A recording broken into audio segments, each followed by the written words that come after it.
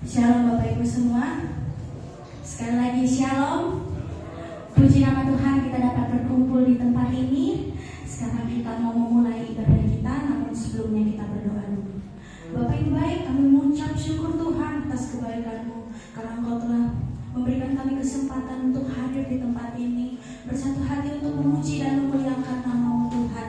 Kini telah tiba saatnya bagi kami untuk memulai ibadah kami. Biarlah Engkau berkati pada kami dari awal, pertengahan hingga akhirnya Tuhan. Terima kasih Tuhan, terima kasih Yesus. Biarlah hanya Nama-Mu saja yang dimuliakan. Sama-sama kita katakan amin.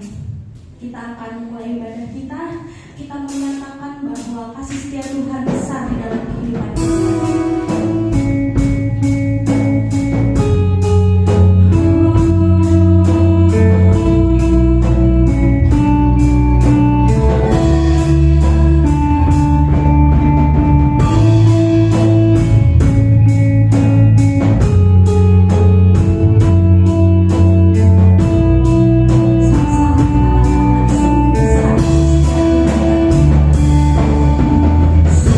Sungguh besar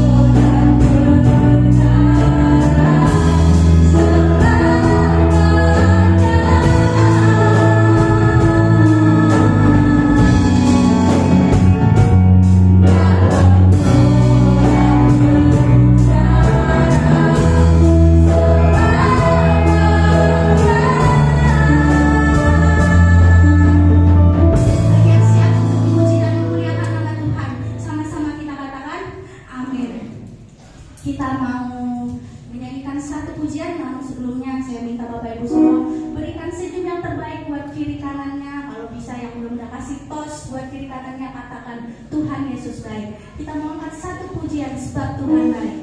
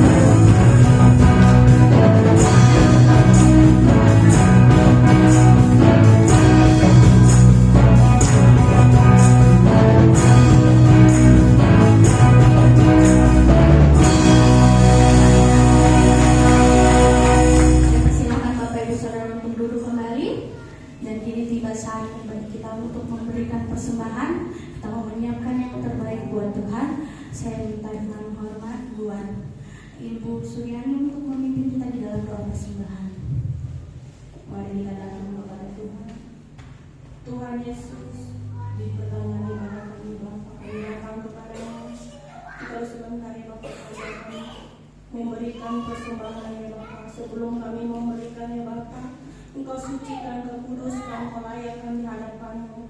Seluruh sidang jemaat Engkau berkati, segala setiap usaha dan pekerjaan. Terima kasih Yesus, semuanya ini hanya untuk kemuliaan bagi nama-Mu. Haleluya, amin. Bagi yang bertugas saya persilahkan kita angkat pujian pertama.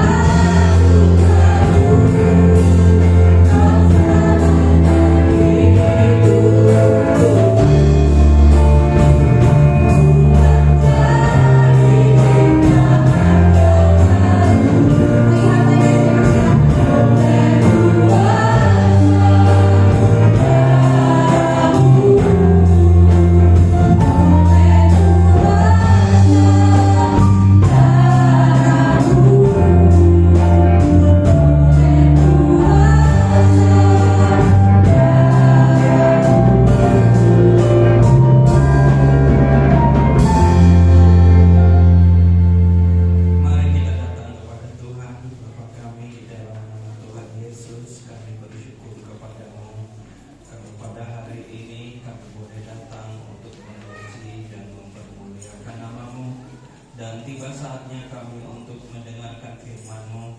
Kiranya Tuhan berbicara dan berfirman kepada kami semua. Nyatakanlah isi hati-Mu supaya kami bisa memahami tentang firman-Mu dan kami dapat melakukannya menurut kehendak-Mu. Terima kasih Tuhan, kami terima ini semua berkat firman-Mu di dalam nama Bapa, Anak, dan Roh Kudus, di dalam nama Tuhan Yesus. Haleluya. Amin. Shalom Bapak Ibu Saudara. Puji Tuhan. Selamat bertemu di dalam kasih Tuhan kita Yesus Kristus. Pada saat ini kita akan membuka Alkitab kita di dalam Matius pasal yang ke-7, ayat yang ke-21 sampai yang ke-23. Matius ayat yang ke-7, Matius ayat yang ke-7 pasal 21 sampai 23. Ya. Saya membacakannya Bapak Ibu Saudara. Bukan setiap orang yang berseru kepadaku, Tuhan, Tuhan, akan masuk ke dalam kerajaan sorga, melainkan dia yang melakukan kehendak Bapa-Ku yang di sorga. Pada hari terakhir, banyak orang akan berseru kepadaku, Tuhan, Tuhan, bukankah kami bernubuat demi nama-Mu dan mengusir setan demi nama-Mu dan mengadakan banyak mujizat demi nama-Mu juga? Pada waktu itulah aku akan berterus terang kepada mereka dan berkata, aku tidak mengenal kamu, enyahlah daripadaku, kamu sekalian pembuat kejahatan. Puji Tuhan, Bapak Ibu Saudara, kalau kita membaca firman Tuhan ini sangat mengejutkan, ya, sangat mengagetkan. Kok bisa hamba-hamba Tuhan yang melayani Tuhan, ya, mereka ini suka berdoa, ya, berseru itu berdoa, Bapak Ibu Saudara. Mereka ini suka berdoa, berseru itu berdoa dengan suara yang nyaring atau dengan berteriak. Ini orang yang suka berdoa. Kemudian kalau kita baca di sini,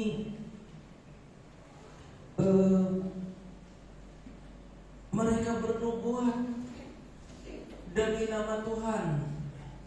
Bernubuat itu artinya, Bapak Ibu Saudara, adalah orang yang berbicara atas nama Tuhan secara langsung. Nah, dan orang yang bernubuat ini beda dengan nubuatan biasa. Pada pagi hari ini kita mendengarkan nubuatan firman Tuhan, Bapak Ibu Saudara, dalam bentuk khotbah, pelajaran Alkitab. Ini bernubuat. Tetapi nubuat yang dimaksud di sini adalah menyampaikan suara Tuhan secara langsung karena dipenuhkan dengan Roh Kudus. Yang berbicara atas nama Tuhan secara langsung ini karunia kenabian, Bapak Ibu Saudara. Seorang nabi itu punya beberapa syarat. Yang pertama, dia dipenuhkan dengan Roh Kudus, diurapi dengan Roh Kudus, punya karunia bernubuat, punya kemampuan untuk mendengarkan suara Tuhan secara langsung atau audible, dan kemudian punya penglihatan. Makanya seorang nabi itu di dalam perjanjian lama disebut sebagai pelihat, karena mereka punya karunia kemampuan untuk melihat yang dunia yang tidak kelihatan. dunia supranatural, dunia alam gaib, dan mereka juga bisa melihat tentang masa depan. Yang satu nubuatan, Bapak Ibu Saudara, itu ciri seorang nabi. Dan kalau kita membaca di sini, ini luar biasa.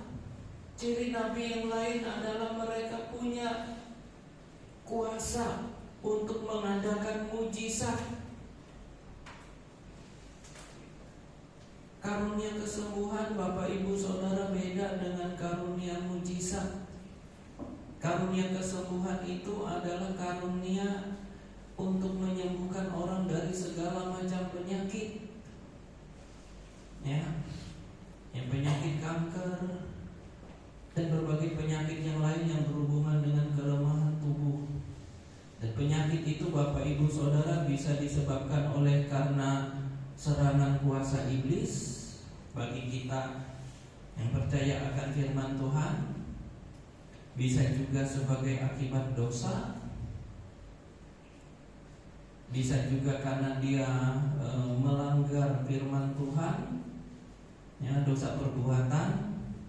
Ada dosa waris, Bapak Ibu Saudara.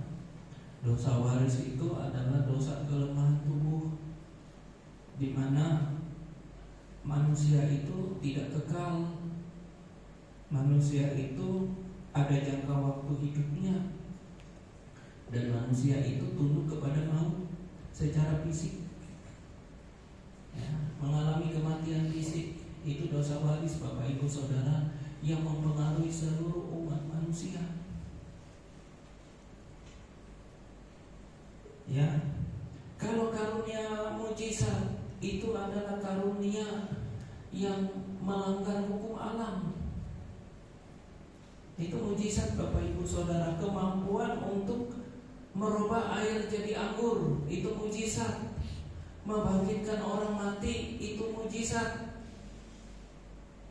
Kemudian menahan hujan supaya tidak turun seperti yang dilakukan Elia, itu mujizat. Menurunkan hujan, itu adalah karunia mujizat. 5 roti dan 2 ekor ikan mampu ngasih makan 5.000 orang laki-laki, belum termasuk perempuan dan anak-anak. Dan masih ada sisa 12 bakul, itu mujizat, Bapak Ibu Saudara.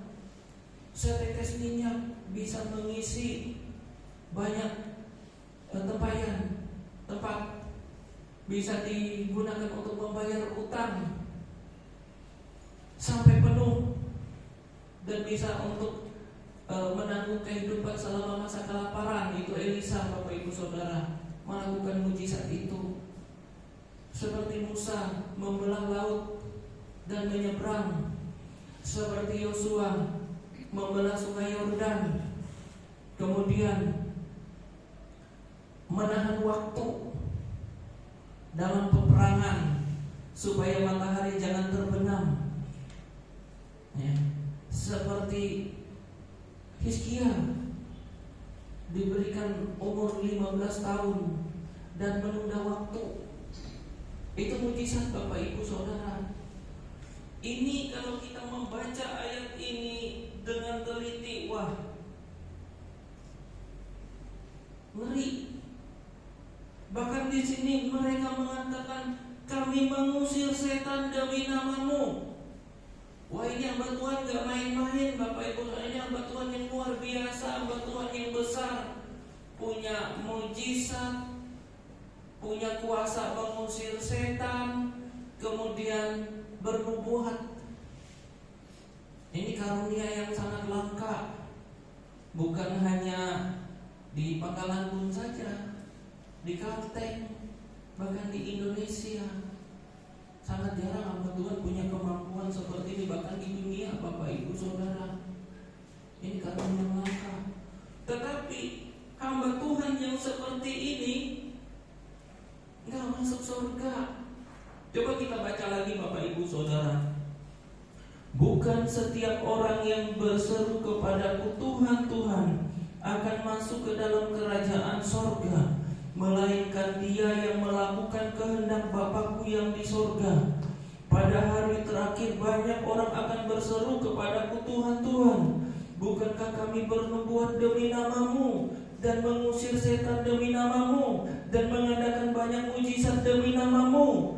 Pada waktu itulah aku akan berterus terang kepada mereka dan berkata, aku tidak mengenal kamu, enyalah daripadaku kamu sekalian pembuat kejahatan.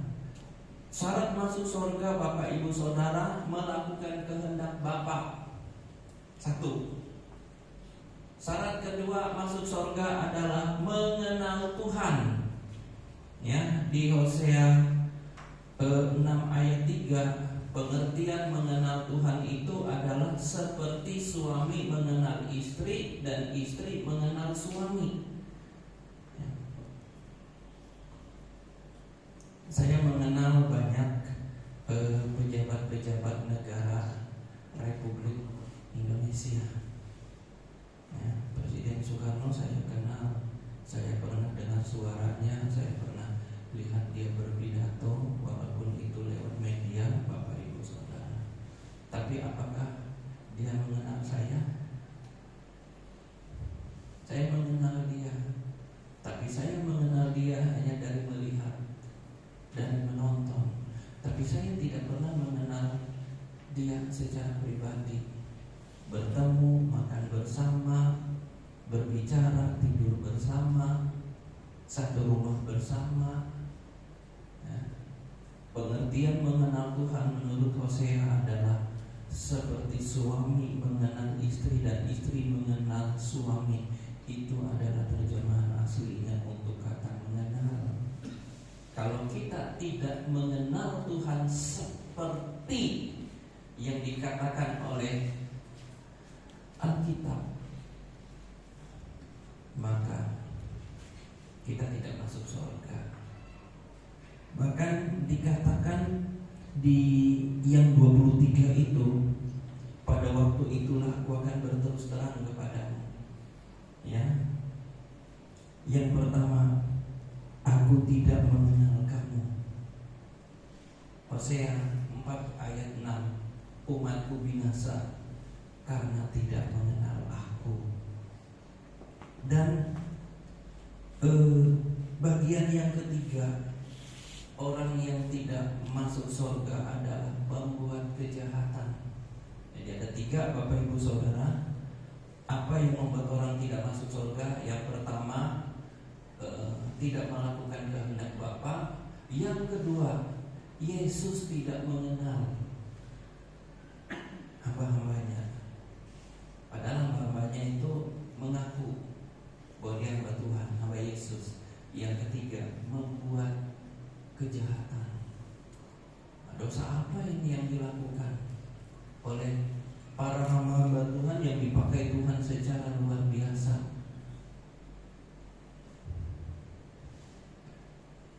Bernubuat, mengadakan mujizat, dan mengusir setan.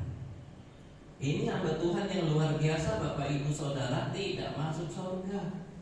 Sekarang bagaimana dengan hamba Tuhan yang tidak bernubuat, tidak mengadakan mujizat, tidak melakukan kehendak Bapa?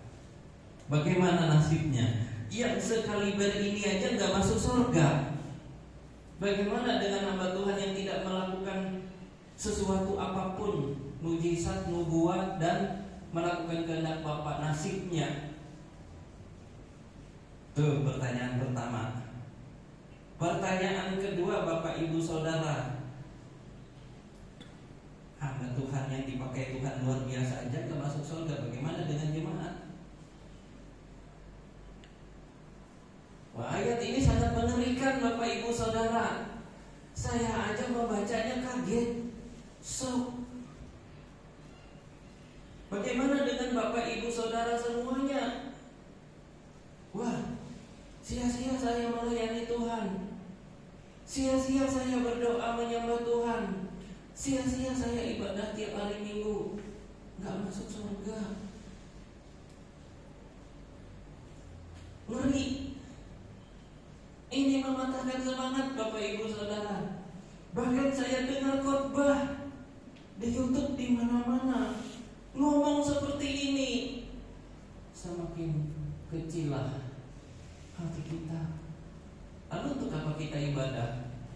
Pagi ini Bapak Ibu Saudara, kalau kita tahu ujungnya nggak selamat,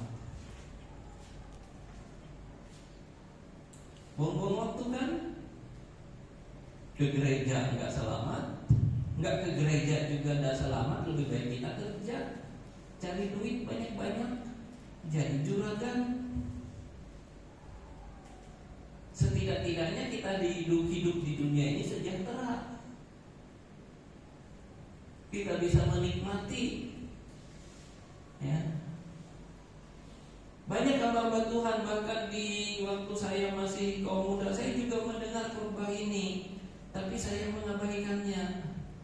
Pokoknya saya ke gereja aja berdoa sama Tuhan, dan mungkinlah saya nggak selamat, dan mungkinlah saya nggak masuk surga.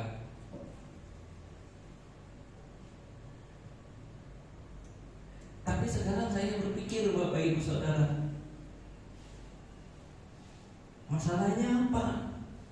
Makanya kita perlu membaca Alkitab, merenungkan firman Tuhan, supaya kita bisa memahami apa yang dimaksudkan Tuhan dengan ini semuanya. Bapak Ibu Saudara, orang yang bernubuat itu ada syaratnya. Orang yang mengadakan mujizat itu ada syaratnya. Dan orang yang mengusir setan itu ada syaratnya, tidak sembarangan. Syarat yang pertama, Bapak Ibu Saudara, kita buka di dalam Kisah Rasul 1 ayat 8. Ini syarat pertama.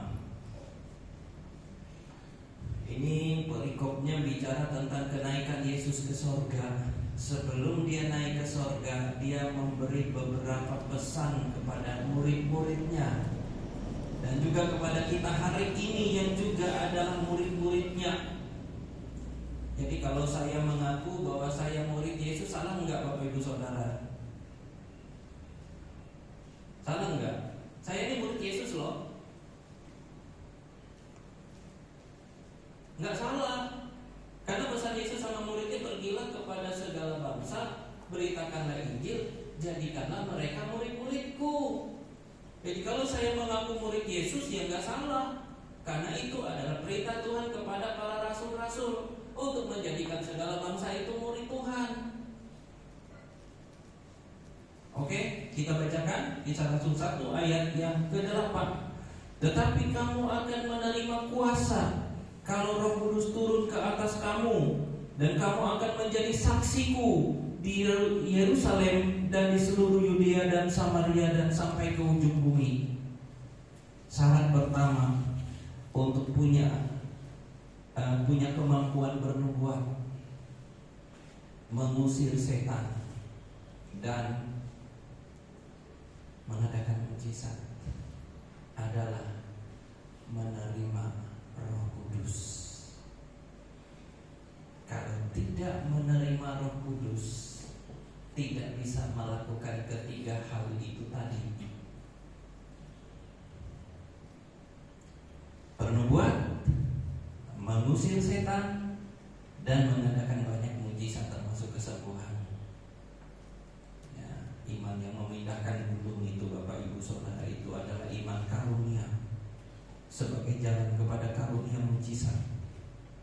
Kamu akan menerima kuasa. Kuasa di sini apa Saudara? Dinamit. Satu bom yang bisa menghancurkan batu. Jadi kalau orang mau bikin jalan dan menghancurkan batu yang besar yang menghalangi jalan, gunakan dinamit. Itu bom Bapak Ibu Saudara untuk meledakkan batu. Jadi kalau kita menerima kuasa, berarti kita menerima dinamit, seperti bom dari bahasa Yunani. Ya, hati yang kayak batu di kota pangkalan bumi ini, hati yang terikat dengan berhala, yang menyembah ilah lain. Itu kan hancur. Kalau kita menggunakan dinamit itu, kuasa Tuhan turun ke atas kita. Kamu akan menerima kuasa kalau Roh Kudus turun ke atas kamu. Syarat pertama, Bapak Ibu Saudara, untuk orang bisa mengusir setan, bernubuat dan mengadakan mujizat, terima Roh Kudus. Kalau tidak terima Roh Kudus, tidak bisa menerima kuasa. Ya, bagian yang kedua, Bapak Ibu Saudara, Lukas 10. Ini bicara tentang kuasa atas setan-setan. Ya. Lukas 10 ayat 17 mulai sampai yang ke-20. Saya bacakan. Kemudian ke-70 murid itu kembali dengan gembira dan berkata, Tuhan, juga setan-setan takluk kepada kami demi nama-Mu. Lalu kata Yesus kepada mereka, Aku melihat iblis jatuh seperti kilat dari langit. Sesungguhnya aku telah memberikan kuasa. Perhatikan, kuasa. Ya, kalau tadi dinamik, kalau yang ini auxosia. Ya, otoritas. Ya, kuasa ini diterjemahkan dalam bentuk otoritas. Kalau yang tadi Kisah Rasul 1 ayat 8, kuasa batu yang menghancurkan gunung. Ya. Kalau ini, lalu kata Yesus, sesungguhnya aku telah memberikan kuasa kepada kamu untuk menginjak ular dan kalajengking, dan kuasa untuk menahan kekuatan musuh, sehingga tidak ada yang membahayakan kamu. Namun demikian janganlah bersukacita karena roh-roh itu takluk kepadamu, tetapi bersukacitalah karena namamu ada terdaftar di sorga. Perhatikan, terdaftar di sorga berarti masuk sorga, diselamatkan. Sangat kontras dengan Matius 7:21 sampai 23. Mereka mengusir setan-setan. Ini Lukas 10 ayat 17 sampai 20. Ini juga mengusir setan-setan, takluk, dan namanya terdaftar di sorga. Bapak Ibu Saudara, kalau kita punya kuasa untuk mengusir setan-setan, ingat, nama kita terdaftar di sorga. Jelaskan Bapak Ibu Saudara, bertentangan kan Matius 7:21 sampai 23 dengan Lukas 10 ayat 17 sampai 20. Bikin kita bingung. Karena syarat masuk surga, Bapak Ibu Saudara, namamu terdaftar dalam kitab kehidupan adalah engkau harus punya kuasa untuk mengusir setan. Loh, kok bisa? Kembali Bapak Ibu Saudara di Taman Eden, salah satu kutukan Tuhan kepada ular, ya, terkutuklah engkau ular, dengan kakimu, dengan perutmu engkau menjalar, dan debu tanahlah menjadi makananmu seumur hidupmu. Apa Bapak Ibu Saudara makanan ular? Debu tanah. Tapi ular piton enggak makan debu tanah. Ular piton, king cobra, ular kobra, mereka enggak makan sayur. Mereka makan daging. Ya. Tapi kenapa di Kejadian ular makan debu tanah? Kenapa pula di dalam Lukas 10 engkau akan menginjak ular dan kalajengking? Ini ular yang mana? Setahu saya, Bapak Ibu Saudara, maaf kalau salah, nggak pernah ketemu saya namanya ular makan tanah. Walaupun namanya ular tanah, nggak ada Bapak Ibu Saudara. Lalu apa maksudnya ini semua?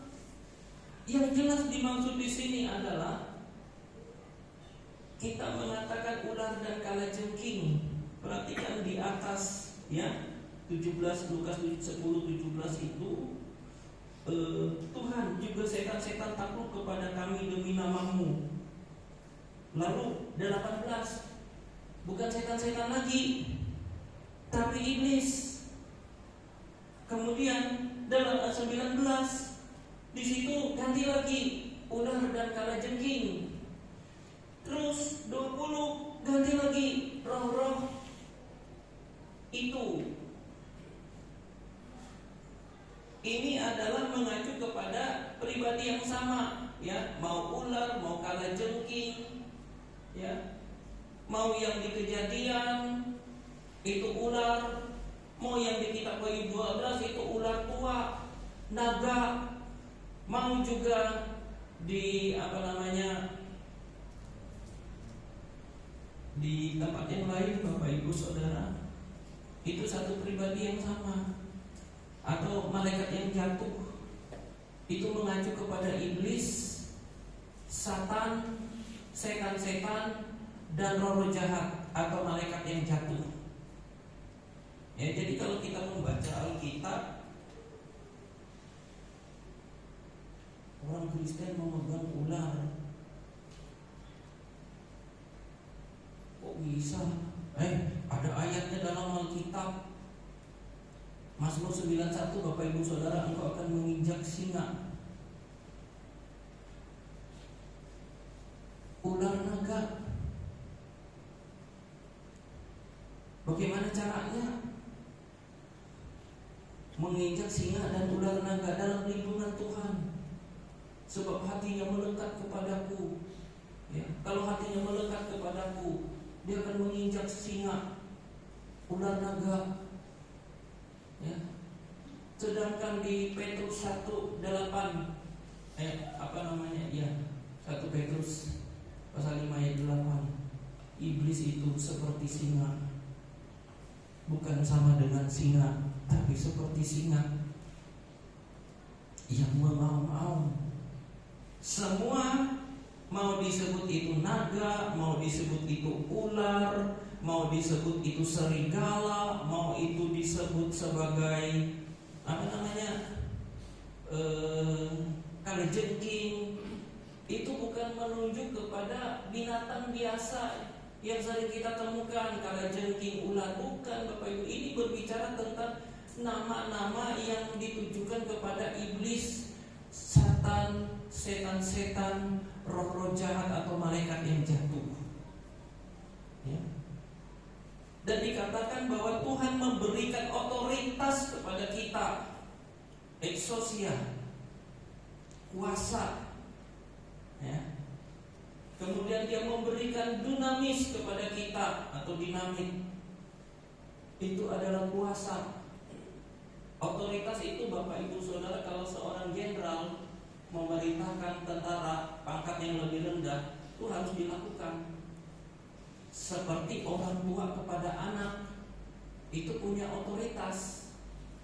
Polisi lalu lintas, dia punya kuasa otoritas untuk menyetop motor. Tapi kalau tentara gak bisa sembarangan menyetop motor orang lalu lintas, Bapak Ibu, karena mereka tidak punya otoritas. Tapi polisi punya. Nah, otoritas ini yang diberikan Tuhan kepada kita untuk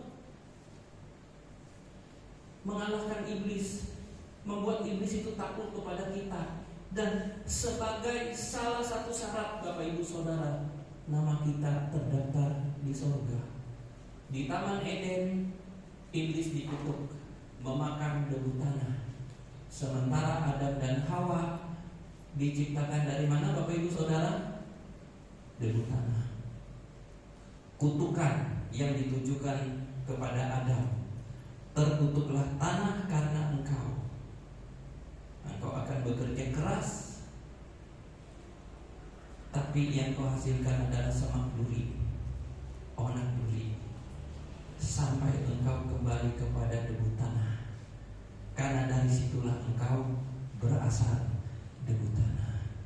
Jadi ular itu makanannya debu tanah, dan ular itu, Bapak Ibu Saudara, iblis itu makanannya adalah manusia yang diciptakan dari debu tanah.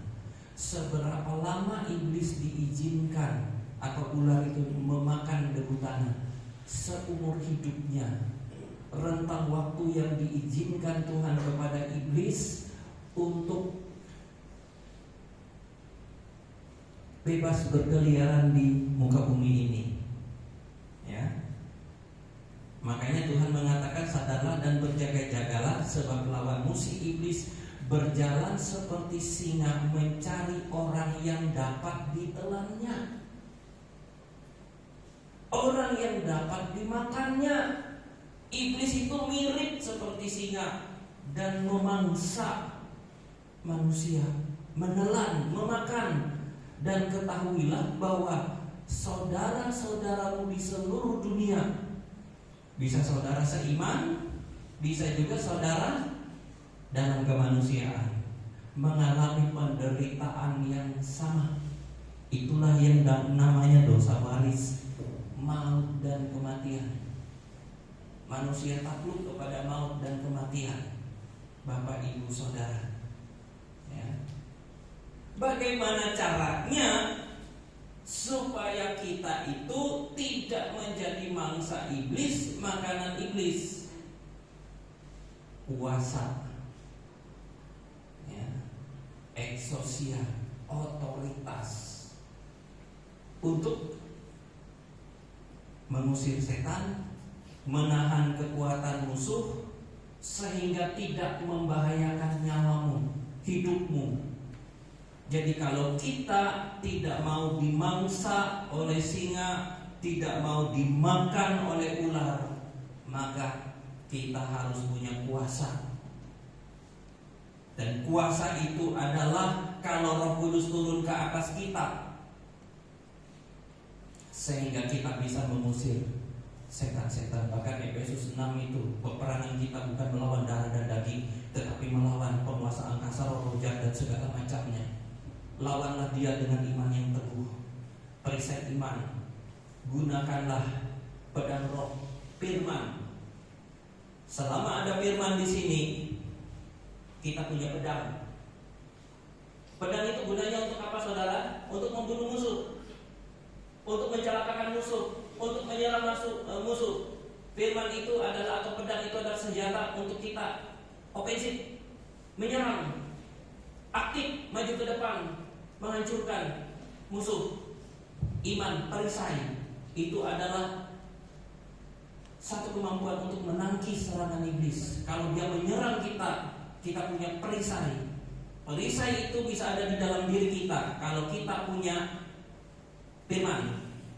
Iman timbul dari pendengaran akan firman. Tanpa firman, kita tidak punya perisai iman untuk menangkis. Tanpa firman, kita tidak punya senjata untuk menyerang balik iblis. Jadi bukan hanya setan aja yang bisa menyerang kita, mau memangsa kita, Bapak Ibu Saudara, tapi kita punya kuasa untuk mengalahkan iblis. Ya, firman Tuhan itu adalah pedang roh bermata dua mata tajam. Ya, luar biasa Bapak Ibu Saudara. Jadi kalau kita membaca ayat ini, kita punya kuasa untuk mengusir setan. Nama kita terdaftar di sorga. Kontras dengan Matius 7, 21, 23. Mengusir setan, tapi tidak masuk sorga. Kita buka lagi Bapak Ibu Saudara di dalam Markus, ya. Ini untuk supaya kita lebih memahami saja, mengingatkan, ya. Markus 16 17 sampai 18 saya bacakan.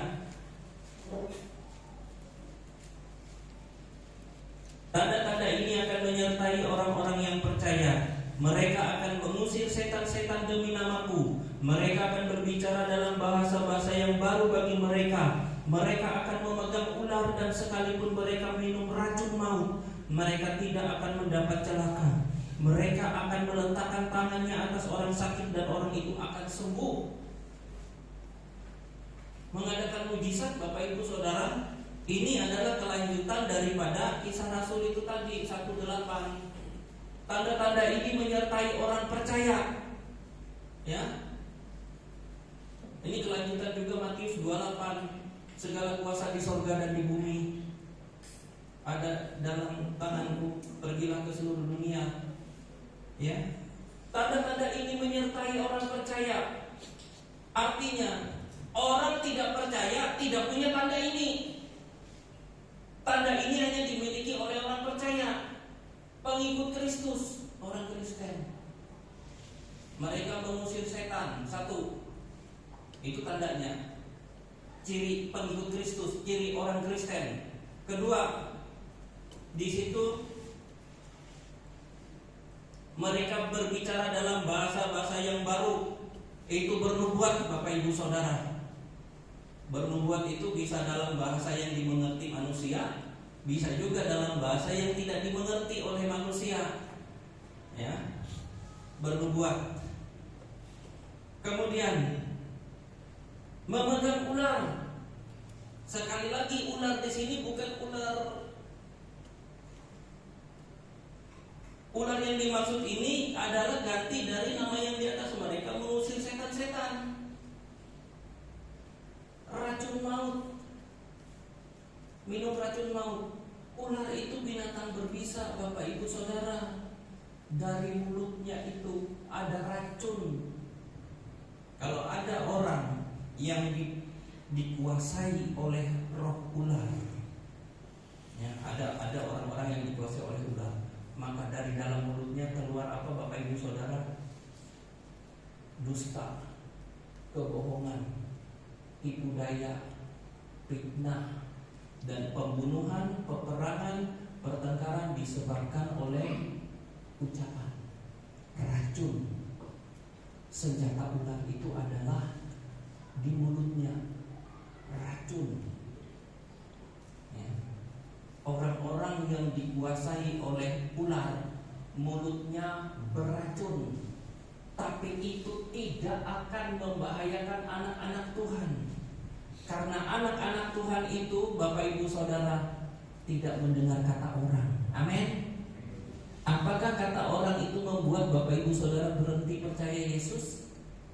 Kata orang itu berhenti kita ke gereja? Kata orang itu membuat kita berhenti melayani Tuhan? Itu racun yang mematikan. Kita tidak mendengarkan kata orang. Hidup kita tidak bergantung pada kata orang, Bapak Ibu Saudara. Hidup kita bergantung kepada firman Tuhan. Firman-Mu itu pelita bagi kakiku dan terang bagi jalanku. Ya. Dengan firman kita sembuhkan orang, dengan firman kita usir setan, dengan firman kita mengalahkan setan-setan. Dan kemudian Bapak Ibu Saudara, mereka akan memegang ular, dan sekalipun mereka minum racun maut, mereka tidak akan mendapat celaka. Mereka akan meletakkan tangannya atas orang sakit dan orang itu akan sembuh. Kontras Bapak Ibu dengan Matius 7:21 sampai 23. Ya, sangat berbeda, bertentangan. Kok aneh? Ya, kita lanjutkan lagi Bapak Ibu Saudara. Ya, salah satu contohnya orang yang penuh Roh Kudus, Kisah Rasul 6. Ya. Kisah Rasul 6 ayat 5 dan 8. Ya. Kisah Rasul 6 ayat 5 dan 8. Saya bacakan. Usul itu diterima baik oleh seluruh jemaat. Lalu mereka memilih Stefanus, seorang yang penuh iman dan Roh Kudus. Titik sampai di situ, lompat Bapak Ibu Saudara 8. Dan Stefanus yang penuh dengan karunia dan kuasa mengadakan mujizat-mujizat dan tanda-tanda di antara orang banyak. Bapak Ibu Saudara, syarat orang untuk mengadakan mujizat dan tanda-tanda heran di depan orang banyak adalah penuh dengan iman, ya, di situ, dan Roh Kudus.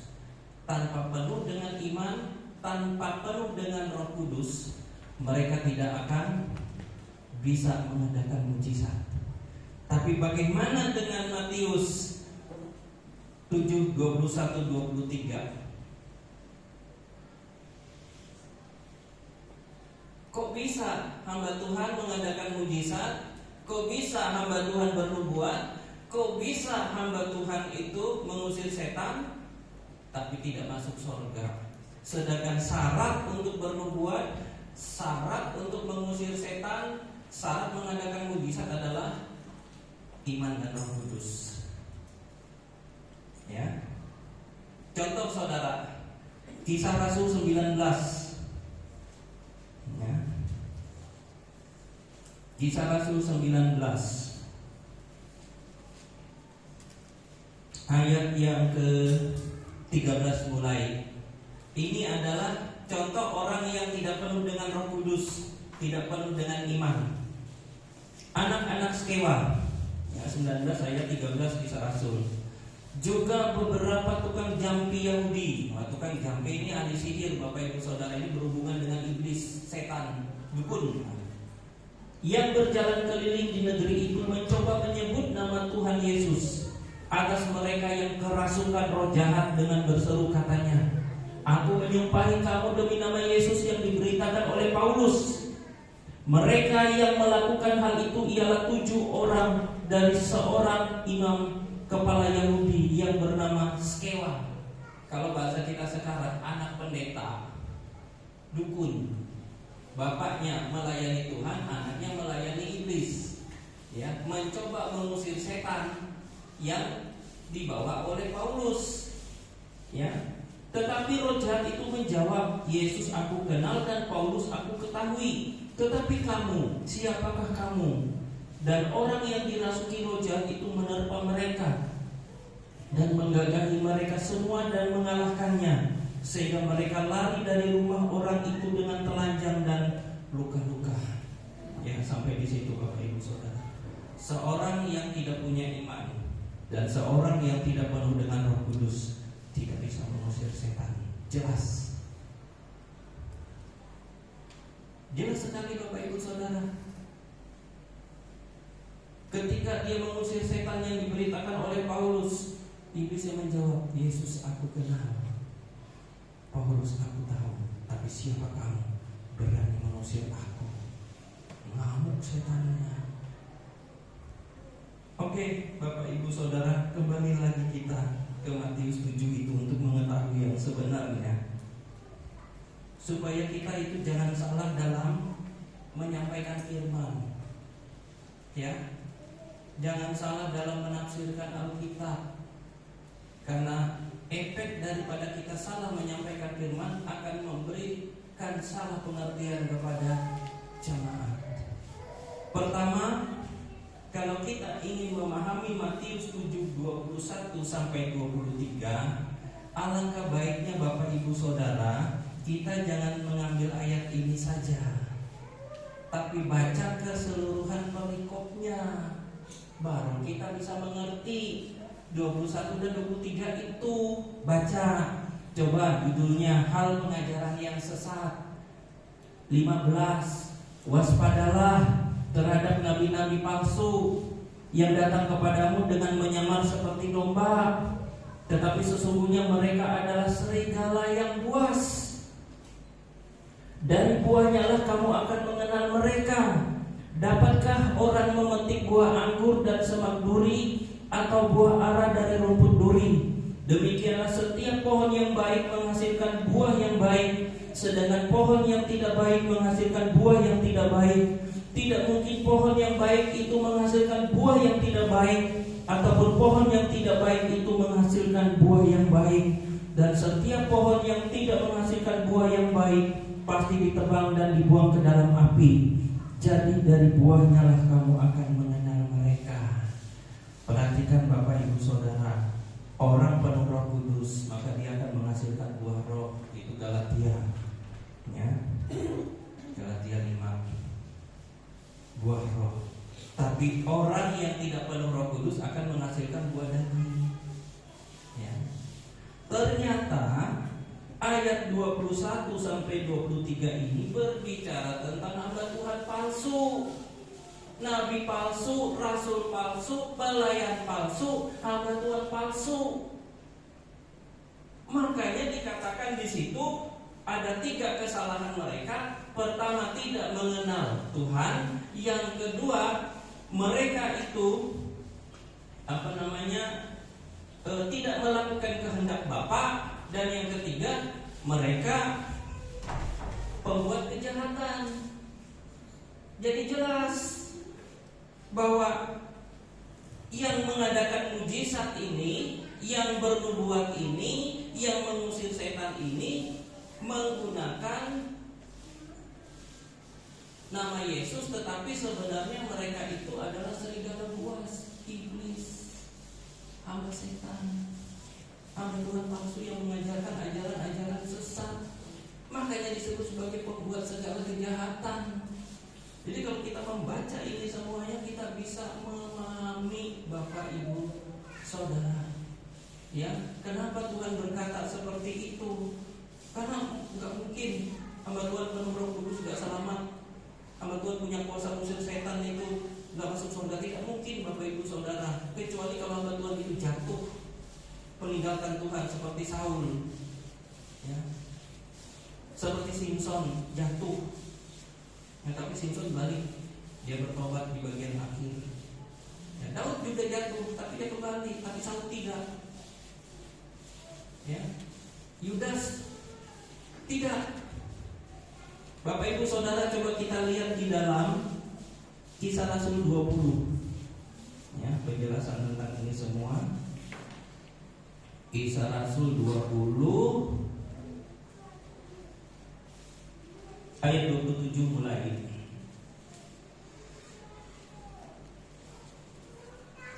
Kisah Rasul 20 ayat 27, saya bacakan. Sebab aku tidak lalai memberitakan seluruh maksud Allah kepadamu. Karena itu jagalah dirimu dan jagalah seluruh kawanan. Karena kamulah yang ditetapkan Roh Kudus menjadi pemilik untuk mengembalakan jemaat Allah yang diperolehnya dengan darah anaknya sendiri. Aku tahu bahwa sesudah aku pergi, serigala-serigala yang ganas akan masuk ke tengah-tengah kamu dan tidak akan menyayangkan kawanan itu. Bahkan dari antara kamu sendiri ada yang jadi serigala, ya, akan muncul beberapa orang yang dengan ajaran palsu mereka berusaha menarik murid-murid dari jalan yang benar dan supaya mengikuti mereka. Sebab itu berjaga-jagalah dan ingatlah bahwa aku 3 tahun lamanya siang malam dengan tiada berhenti-henti menasehati kamu masing-masing dengan mencucurkan air mata. Jelaskan Bapak Ibu Saudara, ada hamba Tuhan yang benar, penuh Roh Kudus, ada hamba Tuhan yang palsu. Kelihatannya penuh dengan Roh Kudus tetapi bukan. Kita lihat lagi Bapak Ibu Saudara di dalam 2 Korintus 11 ayat 13 mulai, ya.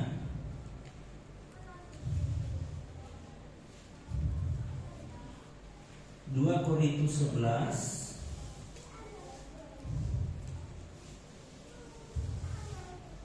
ya, ayat 13 sampai yang ke-15.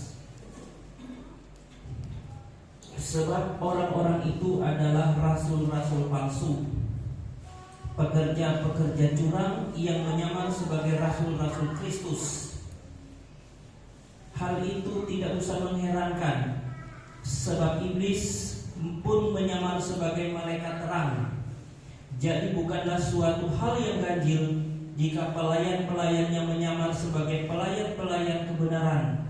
Kesudahan mereka akan setimpal dengan perbuatan mereka.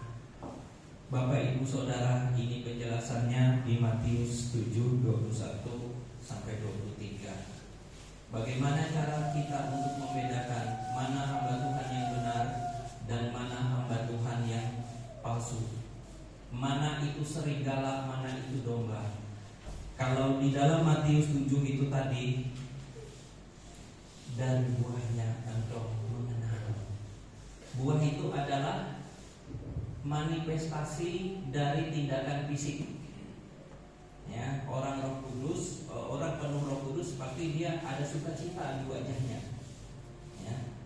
Kalau orang yang penuh dengan roh, bukan Roh Kudus tapi roh iblis, mukanya seperti pepaya bengkok, tidak bisa tersenyum, selalu marah-marah, emosi tinggi, ya. Dan penelitian mengatakan orang yang emosinya tinggi, marah-marah, itu IQ-nya di bawah 80. Dan sangat mengejutkan Bapak Ibu Saudara, IQ Indonesia rata-rata 78 orang Indonesia. Singapura di atas 100. Makanya orang pengkhotbah ya berbicara, amarah itu menetap dalam dada orang bodoh. Makanya jangan suka marah-marah. Itu buah roh, salah satunya sukacita, buah daging salah satunya amarah. Anak Tuhan harus sabar Bapak Ibu Saudara, ya. Cara kedua untuk membedakan mana Nabi Kristus, Nabi Tuhan dan Nabi palsu adalah karunia membedakan roh, ya. Seseorang yang mengadakan mujizat, seseorang yang bernubuat, seseorang yang mengusir setan, itu adalah karunia Roh Kudus, ya. Ada 9 karunia.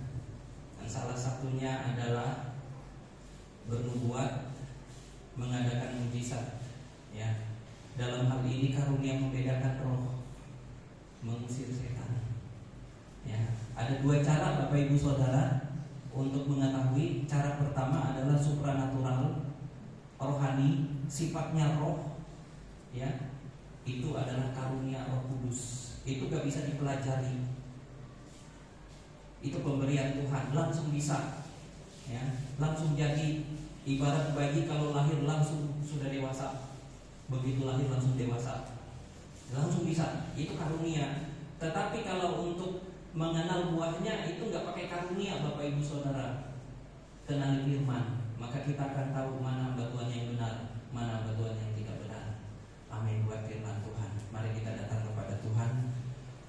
Kita naikkan pujian Bapa Sorgawi.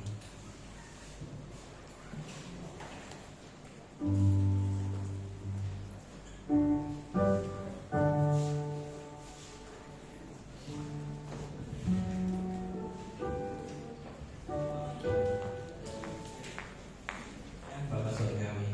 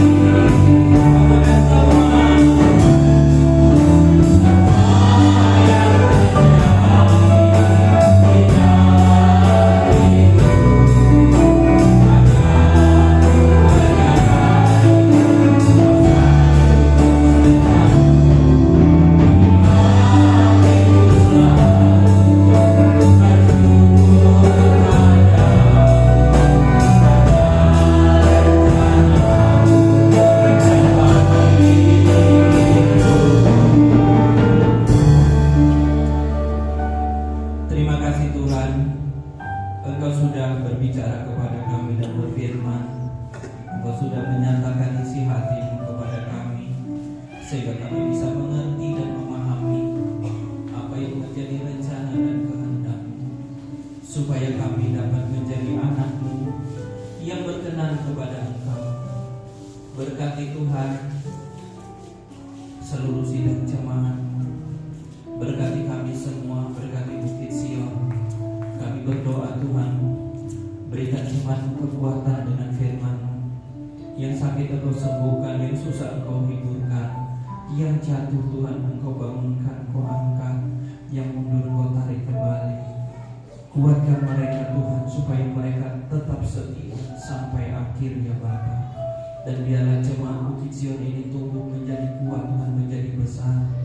Dan kami semuanya memberkati kanan kiri muka belakang kami. Kami memberkati kota Bangkalan ini oleh Engkau dan kuasa firman-Mu. Sebab itu kami bersyukur kepada atas segala kebaikan dan kemurahan dan atas segala cinta kasih-Mu yang besar di dalam kehidupan kami. Terima kasih ya Bapa.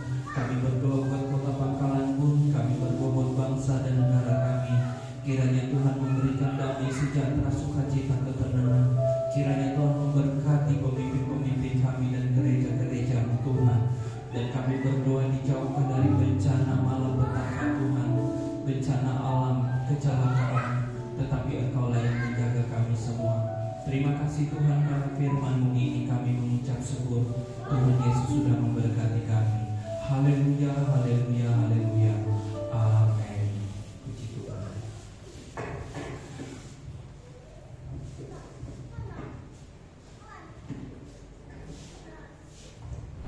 Yang terberkati oleh firman Tuhan boleh lambaikan tangan. Puji nama Tuhan. Sekarang tiba saatnya bagi kita untuk memberikan persembahan persepuluhan dan pembangunan. Namun sebelumnya kita berdoa, saya minta dengan hormat Saudara Yosa buat pimpin kita di dalam doa persembahan. Kita bisa berdoa. Tuhan Yesus kembali yang terjadi dalam doa. Kami akan menjadi dalam doa Tuhan. Sebentar kami akan memberikan persembahan Tuhan dan sebagai pembangunan Tuhan. Kiranya Engkau berkati persembahan ini dalam menjadi kita yang dalam keadaan Tuhan. Inilah doa dan pertolongan kami dalam nama Yesus Kristus kami berdoa dan bersyukur. Haleluya. Amin.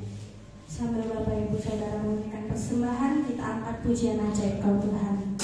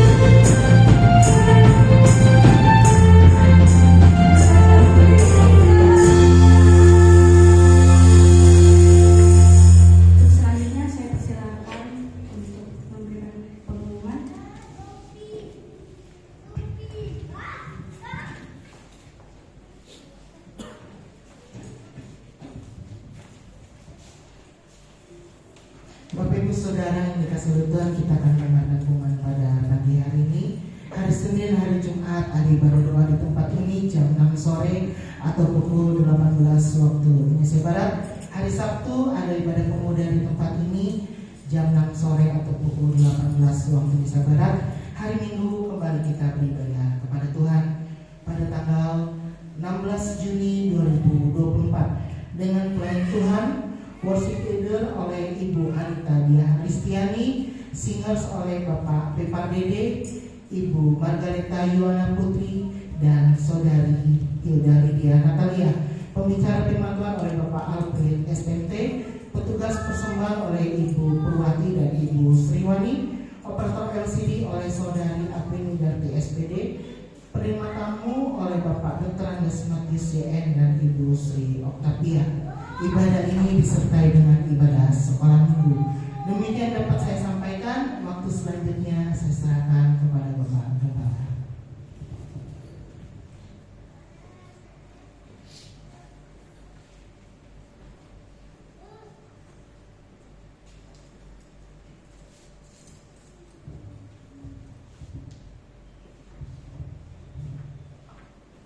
Mari saudara kita sama-sama berdiri. Kita akhiri pada kita pagi hari ini. Mari kita sama-sama tunduk kepala dan berdoa. Bapa, di akhir ibadah kami pagi hari ini, kami kembali memanjatkan syukur kehadapan hadirat Tuhan. Karena oleh kasih setiamu, Tuhan perkenankan kami sekalian untuk mengikuti ibadah ini dari awal sampai akhir. Kami juga bersyukur Tuhan telah berkenan memberkati kami sekalian. Terima kasih Bapa. Sebentar kami akan berpisah satu dengan yang lain. Kami percaya kami pulang bersama-sama dengan Tuhan. Dan kami juga yakin penyertaan Allah yang sempurna terus dinyatakan di dalam hidup kami sekalian.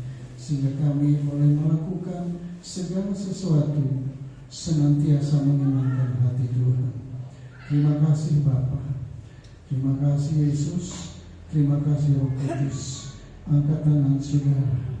Saudara-saudara sekalian yang dikasihi oleh Tuhan, terimalah rahmat dan damai sejahtera dari Allah Bapa di sorga, cinta kasih dari Tuhan Yesus Kristus dalam persekutuan dengan Roh Kudus tetap menyertai saudara-saudara semua sampai selama-lamanya. Dalam nama Yesus kami berdoa dan mengucap syukur. Haleluya.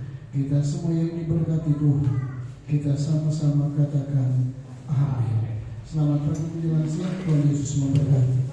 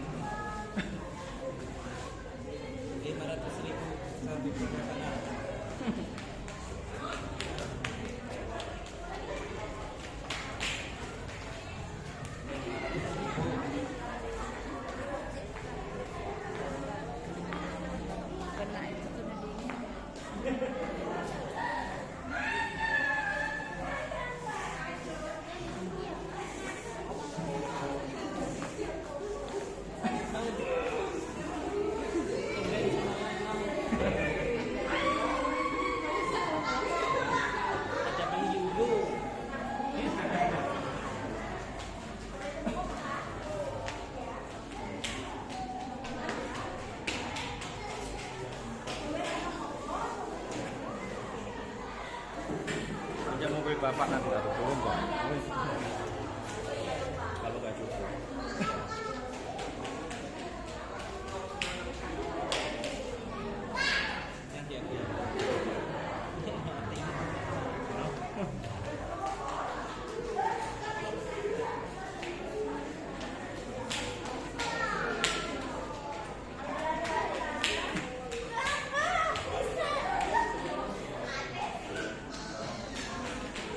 Masih kerekam, Sen.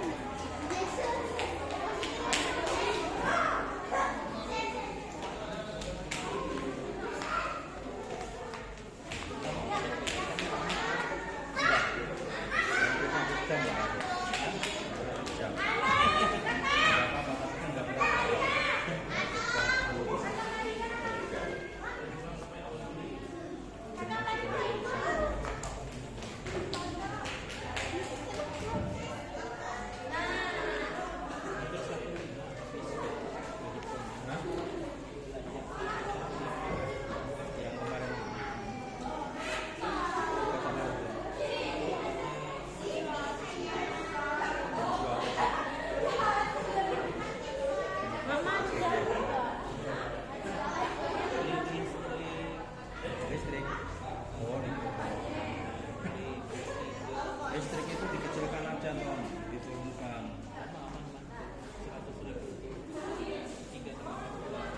Hah? 1.000. Oh, dulu kok bodoh. Oh, berarti nggak pakai kuat satu. Iya. 400.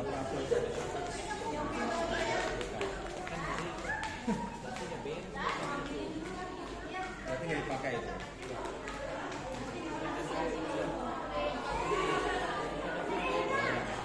Nggak tinggal di situ juga.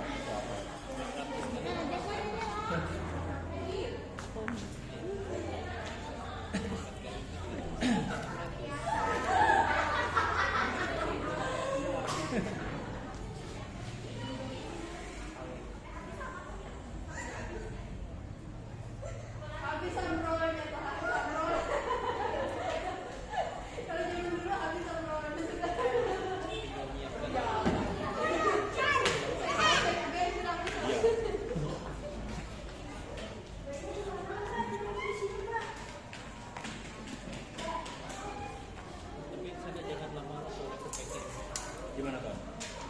Oh enggak, aku itu yang pulang. Maka kalau bisa kan jam 11 untuk jam 2. Nanti sore ngirim nggak? Sambil lagi. Banyak nggak? 400 ekor, 500. Hari selesai ya. Dikirim malam pun nggak masalah, karena malam kan buka itu. Nah, sampai jam 8.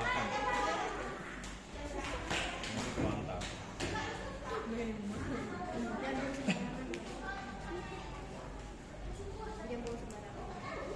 Ngantar pun kalau pagi asal kasih jam 7 masih bisa. Ya kalau pagi gitu aku bangun pagi.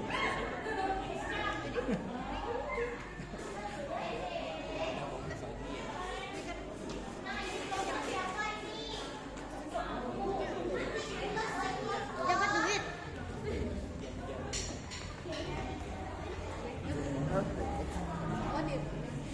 Iya.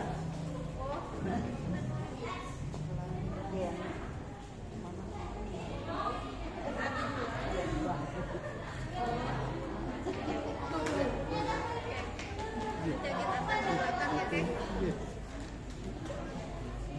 Ringan itu saya bikin berat.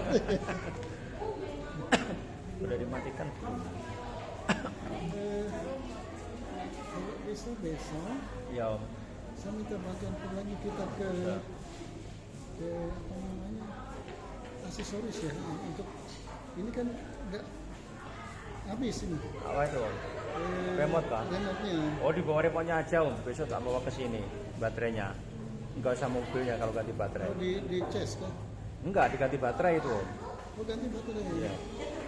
Kalau ganti baterai, kalau cuma ganti baterai nggak usah bawa mobilnya. Cuma kalau masang yang lain ya dibawa. Nah, itu kan dua.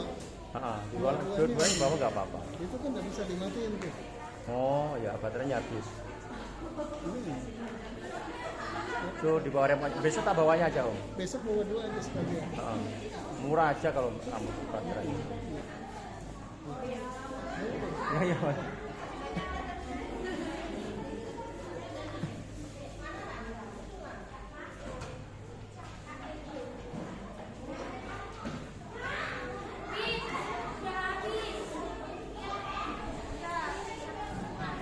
Apa?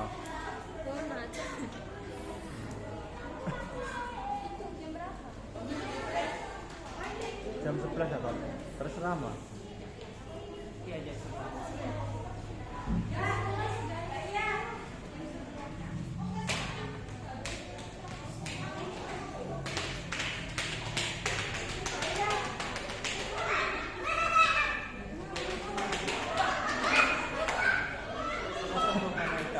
Bisa. Kita syukur nih. Bisa jalan. Bisa.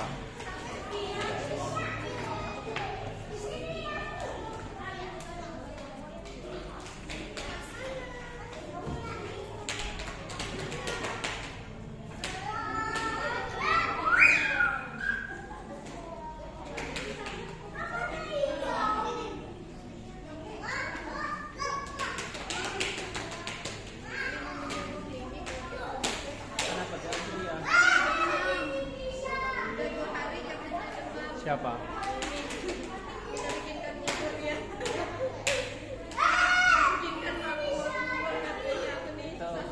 Boy. Banyak puja ya boy. Boy cuma biasa itu. Jadi kalau itu yang aneh dan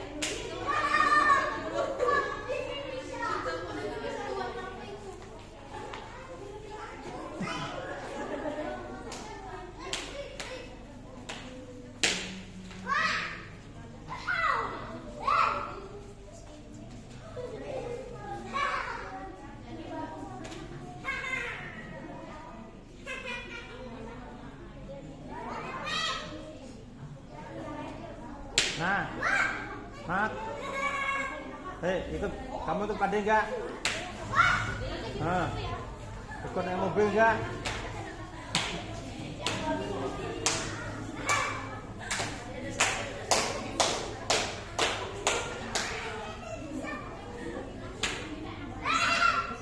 Pak Paros.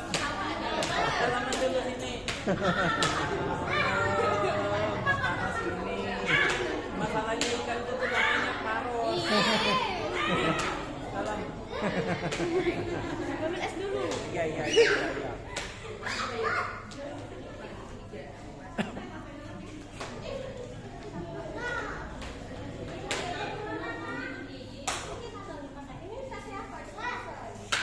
Apa itu? Enggak suka buat coklat. Enggak apa-apa beli aja. Ngisi kulkas om. Kata tante ini tak suka tanya. Ya ambil.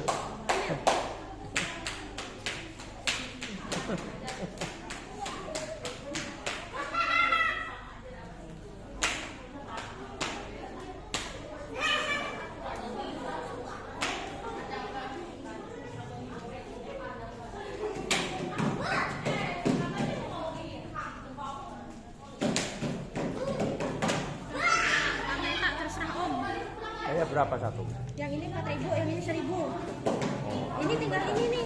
Tinggal ini 1, 2, 3, 4, 5. Tinggal 20.000. Tanya mereka mau nggak sama Siska Maria tuh? Tanya kalau mau ambil. Ya, siapa? Ria sama Siska. Mana dia? Di belakang, Siska juga di belakang om. Ambil dua aja. Ambil 2. Kiki mau kah? Ini mau nggak? Tinggal 5 om, tanggung. Jam berapa Bapak seharusnya? Jam 11. Sampai jam berapa? Habis anu ya pulang. Hah? Habis anu ya pulang mereka semua kok. Ya, kamu kalau nggak ikut. Hah? Nggak bayarin aku 1 om. Ya. Tapi nggak kebagian.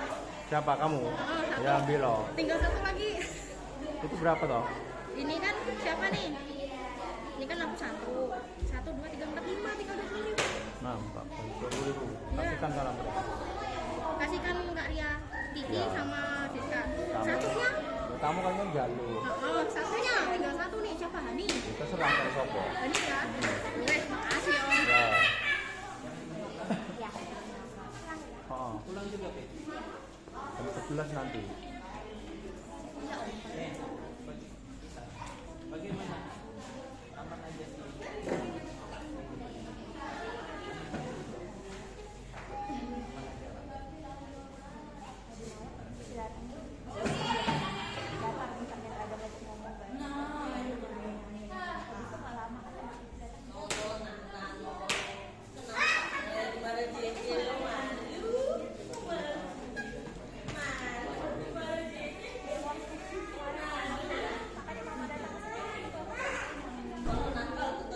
Ya, tadi malam kamu datang ya?